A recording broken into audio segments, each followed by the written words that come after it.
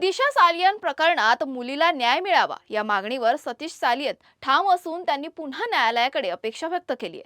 सतीश सालियन यांनी सांगितलं की गेल्या अनेक वर्षांपासून ते विविध स्तरावर न्यायासाठी प्रयत्न करतायत. अलीकडील सुनावणी दरम्यान न्यायालयाने जर कोणी तक्रार देत असेल तर तक्रार दाखल करण्यास काय अडचण आहे असं निरीक्षण नोंदवल्याचं त्यांनी सांगितलं.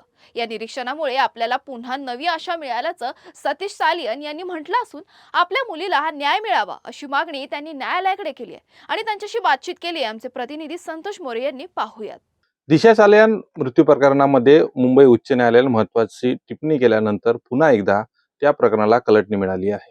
या संदर्भात गेल्या अनेक वर्षांपासून हे प्रकरण प्रलंबित आहे. न्यायप्रविष्ट या प्रकरणात अनेक राजकीय नेत्यांचे नावे देखील समोर आले होते आणि त्यांच्यावर कारवाईची सातत्याने मागणी दिशा सालियनच्या कुटुंबियांच्या वतीने करण्यात येत होती. आज आपल्या या सोबत बोलण्यासाठी दिशा सालियनचे वडील सतीश सालियन आपल्या सोबत आहे. त्याचबरोबर या पूर्ण प्रकरणाचा न्यायालयीन लढा देणारे वकील ॲडव्होकेट ओझा हे आपल्या सोबत आहे. आपण त्यांच्याशी जाणून घेऊया की नेमकं या प्रकरणामध्ये आता सध्या परिस्थिती काय आहे आणि दिशा सालियन यांची मृत्यू संदर्भात त्यांच्या कुटुंबाचं काय म्हणणं आहे. सतीशजी, तुमचं आवाज इंडियामध्ये स्वागत आहे. गेले अनेक वर्ष आज झालेले आहे, मात्र तुमच्या मुलीचा जो न्यायासाठी तुमची जी लढा आहे तो अद्यापही संपलेला नाहीये. त्यावर आता तुमच्या कुटुंबाची पहिली प्रतिक्रिया काय असणार आहे? आम्हाला मी हैराण झालो. 6 वर्ष झाली अजून मला न्याय भेटला नाही. मला आश्चर्य वाटतंय, असं कसं चाललं आपला इंडियाचा न्यायालय.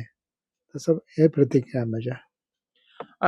कोर्टामध्ये हे तुम्ही वारंवार ह्या प्रकरणाला तपास करण्यात यावा या संदर्भात अनेकदा तुम्ही राज्य सरकार असो किंवा न्यायालयीन लढा ह्या तुम्ही सातत्याने लढत आहात. मात्र हे सुरू असताना देखील तुम्हाला न्याय अद्याप मिळत नाहीये.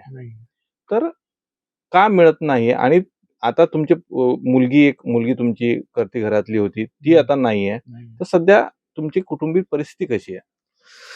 सध्या फार बिकट आहे. त्रास होतोय. तरी चाललंय, धक्का मारून चाललंय असं आहे. तुम्ही ह्या प्रकरणामध्ये तपासासंदर्भात अनेक लोकांचे नावं घेतले होते. पहिले तुम्ही त्या प्रकरणाशी संलग्नित आदित्य ठाकरे असो, शिवसेनेचे किंवा अनेक लोकांची त्या हाय प्रोफाईल लोकांचे नावं होते. तर नेमकं काय ती घटना होती आणि त्या संदर्भात तुम्हाला काय माहिती आहे? ते रेप केलेलं आहे आणि मर्डर केलेलं आहे, ते माहिती आहे मला. आणि त्याचे प्रूफ पण आहे आमच्याकडे प्रूफ आहे त्यांच्याकडे. म्हणून आम्हाला कॉन्फिडन्स आहे. आम्हाला कोर्टाने आम्हाला चान्स दिला पुढे यायचं. आम्ही सगळं प्रूव्ह करून टाकतो.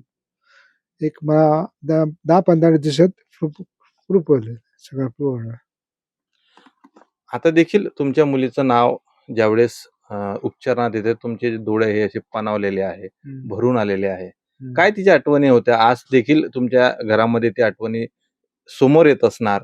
त्यावेळेस तुमचं कुटुंब, तुमची पत्नी असो किंवा तुम्ही असो, त्या घरातलं एक तुमचं ते कशा प्रकारे ते समोर भावना येतात?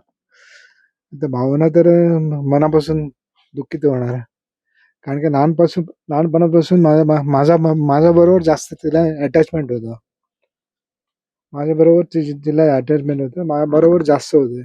शाळा सोडायला जायचं, शाळेतनं आणायचं आणि काय खेळायचं त्याच्याबरोबर. सगळं खूप आठवण येतं. लहानपणीचं सगळं आठवण होतं. कॉलेजमध्ये जाताना आम्ही तिला सोडायचं कॉलेजमध्ये, सगळं आठवण येतं मला. आता जास्त करून मला दुःखी करणं ते बरं नाही वाटत मला. तरी आठवण येते. एकटा बसून मी आठवण करतो सगळं तसं.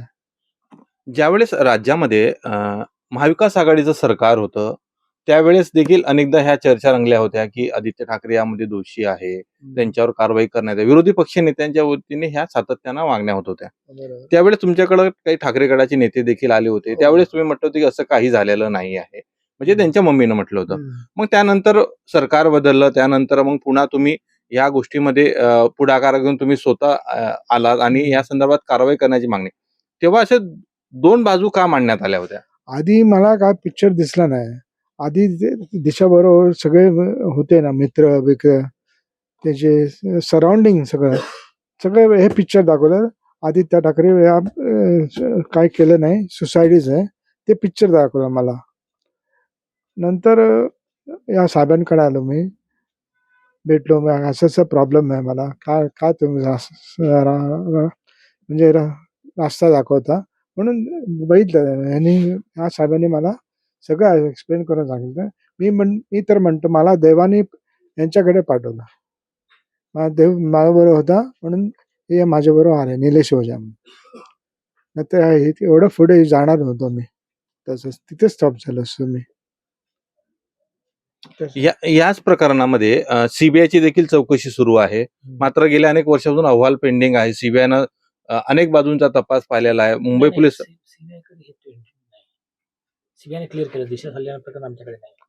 तर मात्र राज्य सरकारच्या वतीनं पण SIT वगैरे अनेक चौकशा ह्या संदर्भात तुम्ही मागणी केली होती. त्या देखील चौकशा झालेल्या, मात्र आणखी अहवाल आलेला नाहीये. सरकार त्यावेळेस तुमच्या सोबत होतं, विरोधातले जे लोक होते त्या सरकारमध्ये आहे.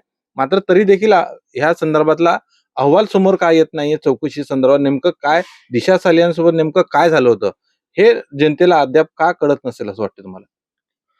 ते म्हणजे राज्य सरकार आपला ते समोर आणायला देत नव्हतं आपल्याला. त्याच्यामुळे पुढे येत नव्हतं. मग आताचं सरकार तुम्हाला ते समोर आणून द्यायला, कारण SIT चौकशी झालेली आहे, त्याच्यावर अहवाल आलेला नाहीये. ते SIT पण बरोबर नाहीये. बरोबर काम नाही करत SIT. ते पण माझ्या घरी येऊन गेले. त्या माणसांना ते जे माझ्या घरी आले त्यांना पण कॉन्फिडन्स नव्हता बोलायला. असं वरचं बोलून त्यांच्या जे काय काम करायचं ते काम करून गेले ते. मी 2-3 क्वेश्चन केलेलं तर तुम्ही पोस्टमॉर्टम रिपोर्टला तुम्ही एवढा वेळ लावता. तुम्ही 2-3 दिवस लावता. त्याचे पण उत्तर मला बरोबर भेटलं ना तिथे. त्यांना विचारलेलं मी क्वेश्चन. माझ्या घरी आलेले संध्याकाळी 6:30 वाजता.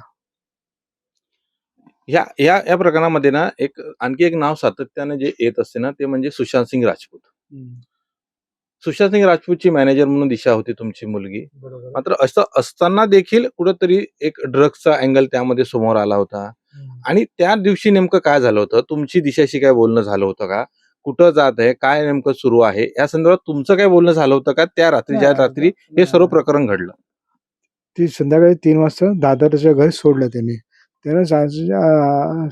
सोडलं तेव्हा सांगितलं मला ते रोहन ड्रायव्हर त्याच्याकडे एक ॲडचं कॉन्टॅक्ट आलेला. त्याला ॲड करायचं होतं आणि त्याला फोटोग्राफर नव्हता शूटिंगसाठी फोटोग्राफर. त्यामुळे मी दिशाला घेऊन जातोय. तसं करून घेऊन गेले ते दिशाला. कोण घेऊन गेलं? रोहन राय. रोहन राय. ओके. पण ज्यावेळेस दिशा गेली, मात्र त्यावेळेस यापूर्वी देखील ती काही मानसिक तणावात होती का? किंवा इतर काही गोष्टी तुम्हाला ती सांगत होती का? सध्या इंडस्ट्रीमध्ये काय सुरू आहे? या ज्या गोष्टी नंतर जे तिच्या मृत्यूनंतर जे अनेक वावडे जे बाहेर येत होते तिच्याबद्दल, तर त्याबद्दल तुम्हाला काही बोलण्यात आलं होतं का? नाही तीच बोलले चांगलं चाललंय इंडस्ट्रीमध्ये. प्रॉब्लेम नाहीये. असं काही टेन्शनचे काहीच नव्हतं त्याला. जाताना मला मिठी मारून गेली ती तसं. असं काही नसताना देखील मात्र ह्या सर्व गोष्टीमध्ये दिशानं आत्महत्या केली, ती डिप्रेशनमध्ये होती, अशा अनेक गोष्टी सांगण्यात येत होत्या. ते खोटं आहे. 100% खोटं. होणंच शक्य नाही.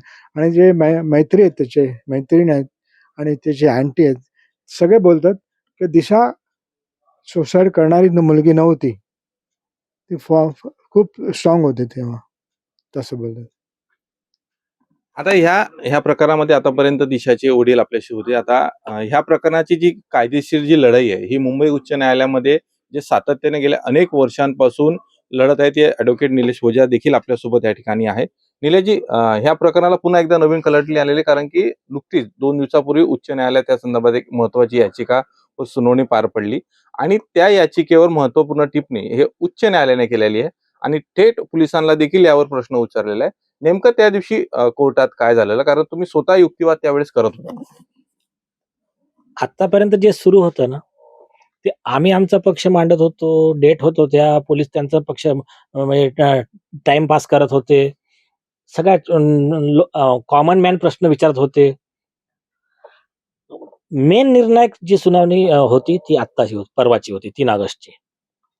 त्या दिवशी आम्ही जसे गोष्टी न्यायालयाच्या निदर्शनास आणून दिल्या, तर न्यायालयाची जी रिॲक्शन होती त्याच्यामध्ये न्यायालयाने स्पष्ट प्रश्न विचारला, की जर मुलीचे वडील म्हणजे दिशाचे वडील यांना तुमच्या सगळ्या याच्यावर डाऊट आहे. त्यांचं म्हणणं आहे, की माझ्या मुलीवर अत्याचार झाला, मर्डर झाला. तर तुम्हाला एफ-आय-आर रजिस्टर करून इन्व्हेस्टिगेशन करायला काय प्रॉब्लेम आहे? कोणी रोखलंय तुम्हाला? याच्यावर ते म्हणजे निरुत्तर होते पोलिसवाले. दुसरा, न्यायालयानं स्पष्ट सांगितलं पोलिसांना आणि त्या सरकारी वकिलांना, तुमचं जी ही दिशा 14व्या मजल्यावरून पडून खाली सुसाईड केलं आणि मेली जी आहे ना, ती स्टोरी ॲक्सेप्टेबल नाही. ही म्हणजे कन्व्हिन्सिंग नाही आहे. ते इन्कन्सिस्टंट विथ एव्हिडन्स काय आहे?